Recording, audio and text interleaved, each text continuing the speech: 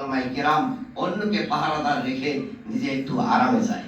দীর্ঘ শত বছর উলামায়ে কেরাম 200 বছর নিরবচ্ছিন্ন উলামায়ে কেরাম শাহাদাত বরণ করেছিলেন, রাজপথে ত্যাগ তিতিক্ষা করেছিলেন, কোরবানি দিয়েছিলেন, কিন্তু ফল যখন ঘরে নিল ওই দাড়ি চাচা আর গাদ্দারে কোমরা। কি বলেন? ঠিক কি ঠিক না?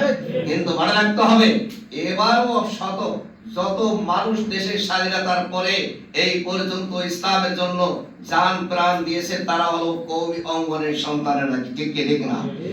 শাপলা চত্বরে উলামায়ে কেরাম শাহাদাত বরণ করেছিলেন। বিভিন্ন চত্বরে উলামায়ে কেরাম ছাত্র সমাজ নিজেদের বুকের তাজা রক্ত ঢেলে দিয়ে দেশের বুক থেকে জগদ্দল পাথরকে সরানোর চেষ্টা করেছে।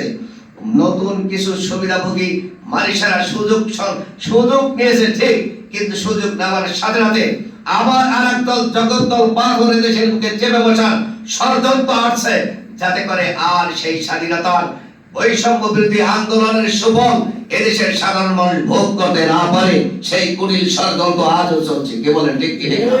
ছাত্র সমাজেরা যদি সঠিক সময় সঠিক পদক্ষেপ গ্রহণ না করে, জমিয়ত উলামায়ে ইসলাম দ্বারা দেশ ও স্বাধীনতার সংগ্রামে সদা সর্বদা নিজের আত্মত্যাগ করে, তারা যদি সঠিক সময় সঠিক সিদ্ধান্ত না করে, তাহলে এই 18 কোটি মানুষ আবার সেই কুপুর এবং জগদ্দল পাথরের নির্যাতনের নিষ্পেষিত পাথরের চামায় তারা পিষ্ট হবে। কে বলেন? ঠিক কি ঠিক না? আমার সংগ্রামী ছাত্র ভাইয়েরা, আকাবের আসলামরা অনেক কথাই বলেছেন। মনে রাখতে হবে, আমরা 1992 সালের 24শে জানুয়ারি যখন আমাদের হাতে এই ছাত্র জমিয়তের দায়িত্ব দেওয়া হয়েছিল, এই পর্যন্ত ছাত্র জমিয়ত আসছে, সংখ্যা বাড়ছে না কমছে? ইয়াজিদু আম ইয়ানকুস। কি বলেন? বাড়ছে না কমছে? বাড়ছে।